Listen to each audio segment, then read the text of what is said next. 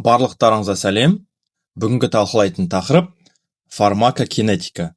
Фармакокинетика дәрілік затты ағзаға енгізгеннен бастап, оның ағзадан шығарылғанға дейінгі аралықта болатын процестерді зерттейтін ғылым.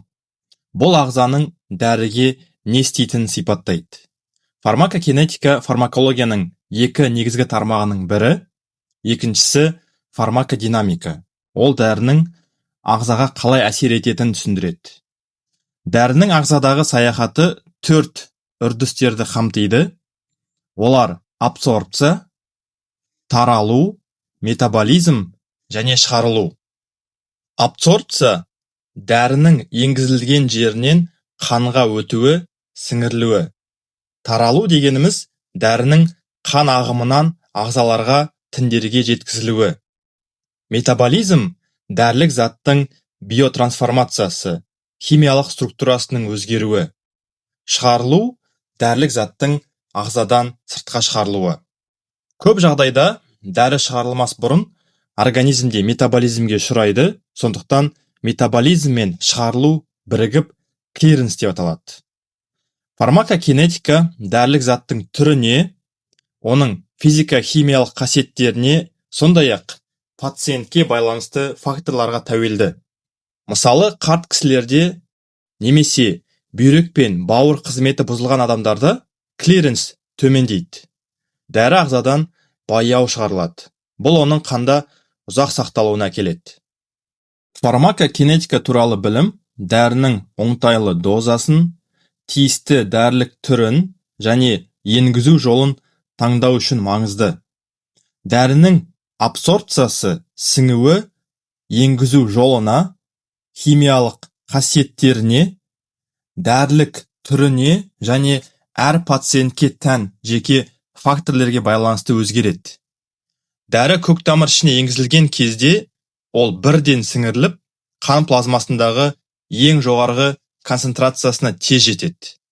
Басқа енгізу жолдарында дәрі қанға біртіндеп өтеді. Сол себепті қан плазмасындағы дәрі концентрациясы біртіндеп артады. Дәрінің ең жоғарғы немесе шыңдық плазма концентрациясы оның сіңірілу жылдамдығы мен шығарылу жылдамдығы теңескен кезде жетеді. Шың уақыты дәрінің ең жоғарғы концентрацияға жеткен уақыты. Бұл дәрінің сіңірілу жылдамдығының көрсеткіші. Сіңірілу неғұрлым жылдам болса, шың уақыты соғұрлым ертерек болады. Ішке қабылдау ең ыңғайлы, ең жиі қолданылатын енгізу жолы. Бірақ барлық дәрілер үшін жарамайды. Ішке қабылданатын дәрілер асқазан қышқылы мен ас қорыту ферменттерінің әсеріне төтеп беру керек. Мысалы, инсулин сияқты пептидті дәрілер асқазан қышқылы мен ферменттердің әсерінен тез ыдырайды, сондықтан ішке берілмейді. Ауыз арқылы берілген дәрі негізінен аш ішектің эпителий жасушаларының мембранасын өтіп, қанға сіңіріледі. Жасуша мембранасы липидтерден тұратын гидрофобты тосқауыл. Ол кішігірім бейтарап молекулаларды жақсы өткізеді, бірақ ірі полярлы молекулалар мен зарядталған бөлшектерді өткізбейді. Көп дәрілер әлсіз қышқылдар немесе әлсіз негіздер болып келеді.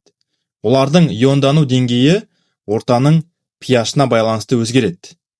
Әлсіз қышқылдар асқазанның қышқыл ортасында иондалмаған түрде болады және жақсы сіңеді, ал әлсіз негіздер ішектің сілтілі ортасында жақсы сіңіріледі. Ірі полярлы молекулалар арнайы тасымалдаушы каналдар арқылы өтеді, бірақ бұл механизмдер негізінен эндогенді заттарға, мысалы глюкоза, амин қышқылдарына арналған. Сондықтан тек соларға ұқсас дәрілер тасымалдаушы каналдар арқылы жақсы сіңіріледі. Дәрі сіңу үшін ерітінді түрінде болу керек. Қатты түрдегі дәрілердің сіңу жылдамдығы олардың еру жылдамдығына тәуелді. Егер еру жылдамдығы баяу болса, сіңу жылдамдығы да баяу болады. Мысалы, баяу босатылатын дәрілер арнайы баяу еру үшін жасалған. Ас қорыту жолынан өткен кезде аз-аздан дәріні босатып отырады. Мақсат қан плазмасындағы дәрі концентрациясының тұрақты деңгейін қалыптастыру, тұрақты терапиялық әсерге қол жеткізу және уыттылықты барынша азайту. Баяу босатылатын таблетканы шайнаған кезде дәрінің көп мөлшері бірден босап шығады, қауіпті жағдайға келуі мүмкін.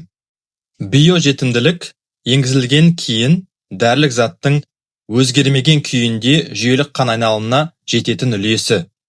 Көк тамыр ішіне енгізілген дәрі бірден жүйелік қан айналымға түседі, сондықтан оның биожетімділігі 100%. Ал ішке қабылданған дәрі ішек қабырғасынан өтіп, жүйелік қан айналымға түспес бұрын бауырда метаболизмге ұшырайды.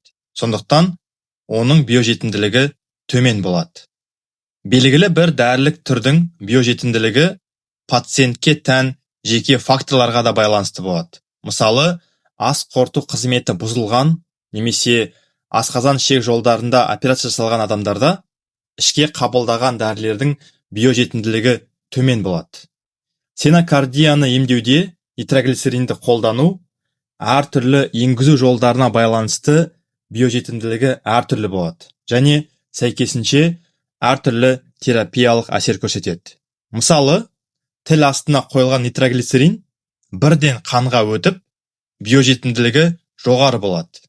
Жылдам, күшті, бірақ қысқа әсер береді. Және әдетте стенокардия ұстамасын дереу басу үшін қолданылады. Ал ішке қабылданған нитроглицерин баяу сіңеді, биожетімділігі төмен, әсері әлсіздеу, бірақ ұзақтау болып келеді. Сондықтан ол әдетте алдын алу мақсатында тағайындалады. Осымен фармакокинетика жайлы лекцияның бірінші бөлімі аяқталды. Назарларыңызға рахмет.